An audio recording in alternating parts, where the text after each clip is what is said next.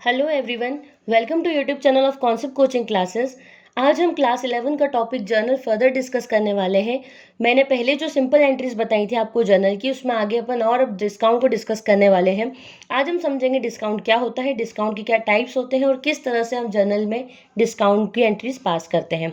And तक video में बने रहिएगा ताकि आपको प्रॉपर समझ में आ सके कि एंट्री किस तरह से पास होंगी और जो भी आपके डाउट्स और कन्फ्यूजन है वो क्लियर हो सके।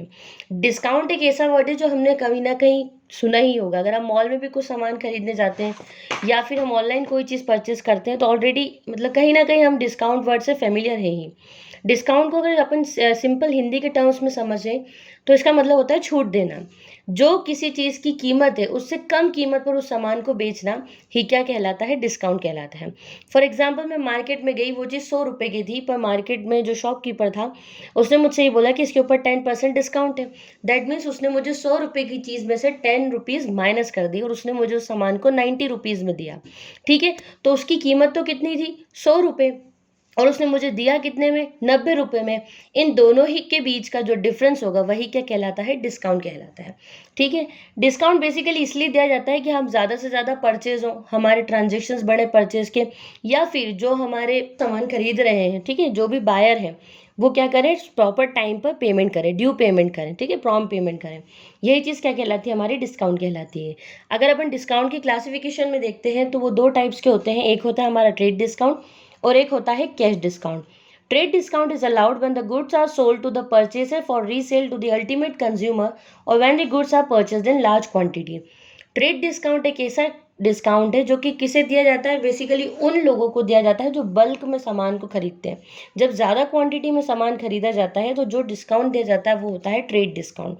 ठीक है, और ये उन्हीं लोगों को दिया जाता है जो कि गुड्स बल्क में, कौन गुड्स खरीदेगा, जिसका मेन पर्पस ये होगा कि हमें इसको फिर किसी को रीसेल करना है, फॉर एग्जाम्पल होलसेलर। ऐसे जो लोग रहेंगे उनको क्या दिया जाता है, ट्रेड डिस्काउंट दिया जाता है। ट्रेड डिस्काउंट को बुक्स ऑफ अकाउंट में शो नहीं किया जाता है। जब मैं एंट्रीज आपको अभी समझाऊंगी तो उस टाइम आपको ये चीज़ और क्लियर हो जाएगी। और ट्रेड डिस्काउंट कैश के ट्रांजेक्शन और क्रेडिट के ट्रांजेक्शन दोनों में ही दिया जाता है। इसके जस्ट अपोजिट आता है हमारा कैश डिस्काउंट, जो कि प्रॉम्प्ट पेमेंट के लिए दिया जाता है और कैश के जो ट्रांजेक्शन्स हैं उसी में ही हम कैश डिस्काउंट देते हैं। एक और बात कैश डिस्काउंट की हम ध्यान रखेंगे कि अगर कैश का ट्रांजेक्शन है तो ही कैश डिस्काउंट दिया जाएगा। ये ट्रेड डिस्काउंट और कैश डिस्काउंट का बेसिक डिफरेंस है। अब देखते हैं हम किसकी एंट्रीज किस तरह से पास होंगी। एक एंट्री है हमारे पास, purchase goods from Sanjeev of ₹40,000 at term 10% trade discount and 5% cash discount, paid amount at the time of purchase itself. Sanjeev से हमने 40,000 का सामान परचेज किया है, 10% ट्रेड डिस्काउंट है एंड 5% कैश डिस्काउंट है, मतलब दोनों ही डिस्काउंट उन्होंने यहाँ पर हमें दे दिए हैं और जो पेमेंट है वो ऑन द स्पॉट परचेस के टाइम में हो चुका है। तो सबसे पहले तो आप ये ध्यान रखिए कि क्योंकि ये परचेस का ट्रांजेक्शन है तो परचेस हमेशा क्या होती है, हमारी डेबिट होती है। तो परचेस को हम शो कर देंगे डेबिट साइड में, that is purchase account debit.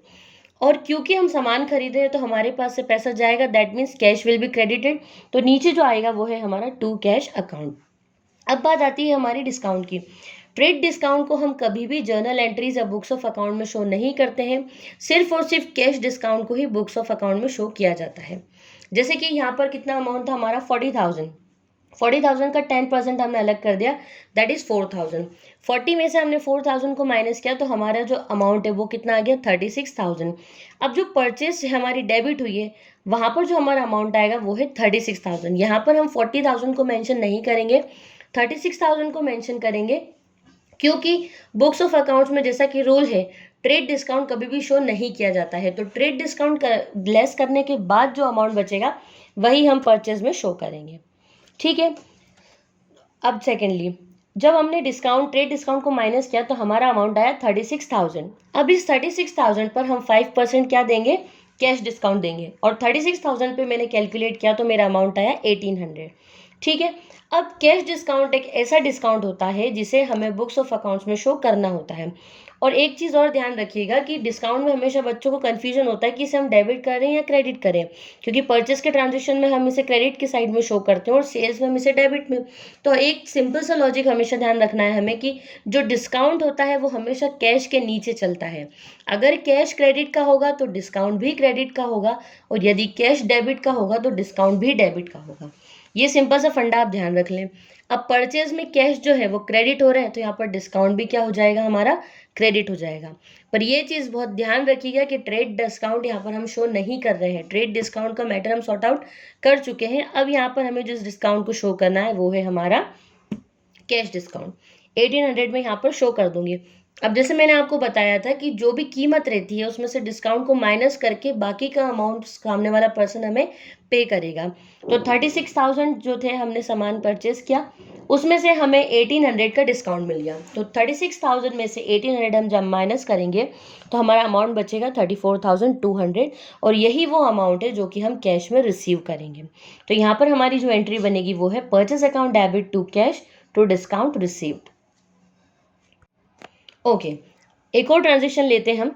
Purchase goods from Vijay of ₹40,000 on 10% trade discount and 5% cash discount. Half of the amount was paid at the time of purchase. Vijay से हमने सामान परचेज किया है, 10% ट्रेड डिस्काउंट है, 5% cash discount है।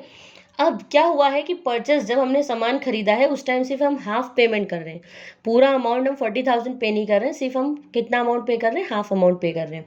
सबसे पहला काम तो आप यही कर लें, ट्रेड डिस्काउंट को बिल्कुल निकाल कर अलग ही कर दीजिए, क्योंकि उसका हमें कोई यूज़ नहीं है। तो 40,000 का 10% मैंने निकाला, 4,000 रुपीज़ उसको मैंने डिडक्ट करके अलग कर दिया। अब मेरा अमाउंट बच रहा है 36,000। अब देखिए, कैश डिस्काउंट कैश पेमेंट के टाइम पर ही मिलेगा, मतलब कि आप उस टाइम पर्टिकुलर टाइम पर कितना कैश पे कर रहे हैं उसी पर आपको क्या मिलेगा, डिस्काउंट मिलेगा। अब यहाँ पर मैं पूरे 36,000 पे नहीं कर रही हूँ, 36,000 में से हाफ पेमेंट कर रही हूँ मैं। तो 36,000 का पहले मुझे हाफ करना पड़ेगा, तो मुझे पता चल गया कि मैं 18,000 अभी पेमेंट कर रही हूँ, और जो अमाउंट मैं पे करूँगी मुझे डिस्काउंट भी उसी अमाउंट पर मिलेगा। मैं 18,000 पे कर रही हूँ, तो 5% जो कैश डिस्काउंट है मुझे वो भी किस पे मिलेगा, 18,000 पर ही मिलेगा। तो यहाँ पर मैंने 900 कैश डिस्काउंट के माइनस किए हैं, तो मेरा जो फाइनल अमाउंट आ गया वो है 17,100। क्योंकि ये परचेस का ट्रांजेक्शन था, तो सेम इसी की तरह एंट्री पास होगी, purchase account debit to cash to discount. Purchase में जाएगा मेरा 36,000, कैश में जाएगा 17,100 और डिस्काउंट में जाएगा 900। अब आप देखिएगा यहाँ पर ध्यान से कि डेबिट और क्रेडिट की टोटल हमारी सेम मैच नहीं होगी। क्यों नहीं होगी, क्योंकि इधर की टोटल है हमारी 36,000 और इधर की अभी आ रही है हमारी सिर्फ 18,000। ठीक है, 18,000 का डिफरेंस और आ रहा है। तो अब यहाँ पे ट्रांजेक्शन को ध्यान से समझिएगा कि half of the amount was paid, कि परचेस के टाइम हम सिर्फ आधा ही अमाउंट दे पा रहे हैं, आधा हमें अभी और लेना है। हमने छोड़ा तो नहीं है अमाउंट, आज नहीं तो कल हम उस अमाउंट को रिकवर करेंगे। तो जब तक वो पर्सन हमारा पैसा नहीं दे देता, जब तक वो हमारा क्या होगा, क्रेडिटर होगा। ठीक है, इसलिए हम विजय को भी क्या करके रखेंगे, क्रेडिट करके रखेंगे 18,000 से, क्योंकि हमें ये अमाउंट अभी उससे रिकवर करना है, अभी उसने हमें पूरा अमाउंट पे नहीं किया है। इसलिए यहाँ पर हमारी जर्नल एंट्री बनेगी purchase account debit to Vijay to cash to discount received. Okay, ये दोनों ट्रांजेक्शन थे हमारे परचेस के। अगर यहाँ पर कभी बैंक भी मेंशन कर देते हैं कि बैंक से पेमेंट हुआ है या चेक का कोई जिक्र कर दें, तो हमें कैश की जगह पर वहाँ पर सिंपल सिर्फ बैंक को मेंशन करना है। ठीक है, अब दो ट्रांजेक्शन अपन सेल्स के देख लेते हैं। Sold goods to Anil for ₹20,000, allowed him 10% trade discount and 10% cash discount, received half of the amount by cash and balance half by cheque within specified time. Okay, अब यहाँ पर उन्होंने ये बोला है कि अनिल को हमने सामान बेचा है 20,000 का, 10% ट्रेड डिस्काउंट है एंड 10% कैश डिस्काउंट है। ठीक है, अभी हमने कैश में रिकवर कर लिया है आधा अमाउंट, और आधा उन्होंने बैलेंस बोला है कि हम एक टाइम पीरियड के बाद आपको चेक के थ्रू पे कर देंगे। ओके, ठीक है, अब देखिएगा यहाँ पर हमारी एंट्री क्या बनेगी, क्योंकि ये सेल्स का ट्रांजेक्शन है, तो सेल्स की अगर अपन सिंपल बात करें तो हमारी एंट्री बनती है cash account debit to sales. अभी मैंने आपको बताया कि डिस्काउंट जो होता है वो हमेशा कैश के नीचे चलता है, तो यहाँ पर अगर कैश डेबिट में है तो डिस्काउंट भी क्या हो जाएगा, हमारा डेबिट में हो जाएगा। पर ध्यान से समझिएगा, यहाँ पर भी पहले 20,000 में से हम 2,000 जो हमारे ट्रेड डिस्काउंट का वो पहले हम अलग कर देते, तो हमारा अमाउंट बच रहा है 18,000। 18,000 पर फिर हम 10% निकालेंगे तो हमारा क्या आ जाएगा, कैश डिस्काउंट। कैश डिस्काउंट है हमारा 1,800। ओके, अब यहाँ पर हमें एंट्री पास करना है cash account debit discount account debit to sales. Cash account में आएगा मेरा अमाउंट 8,100।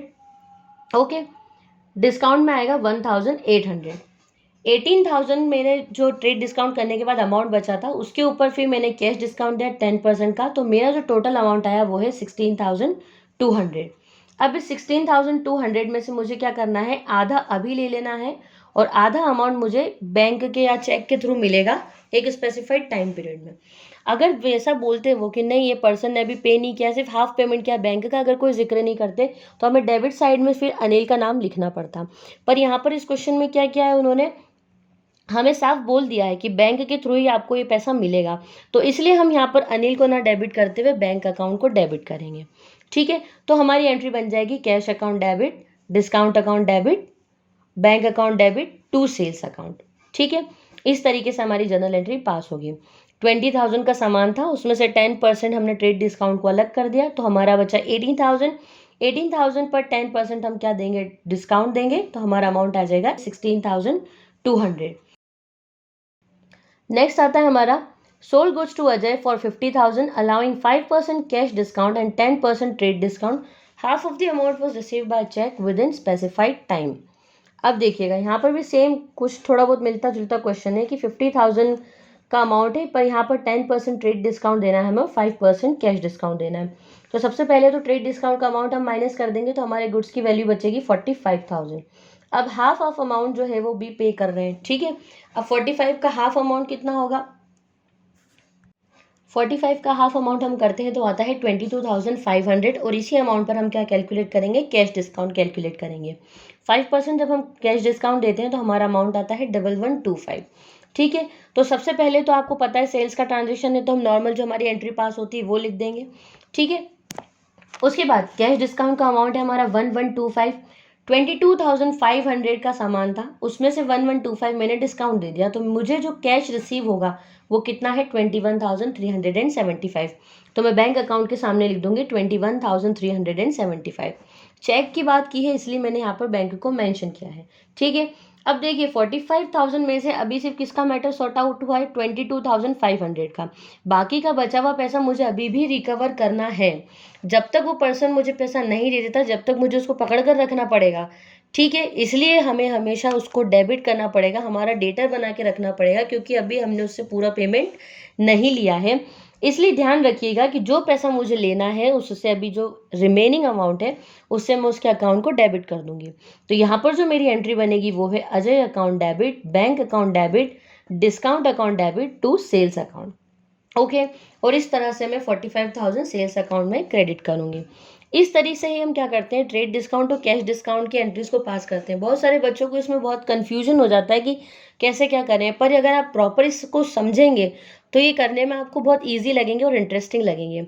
आप ट्राई कीजिए घर पर, ये चारों ही एंट्रीज बहुत इंपॉर्टेंट है ये।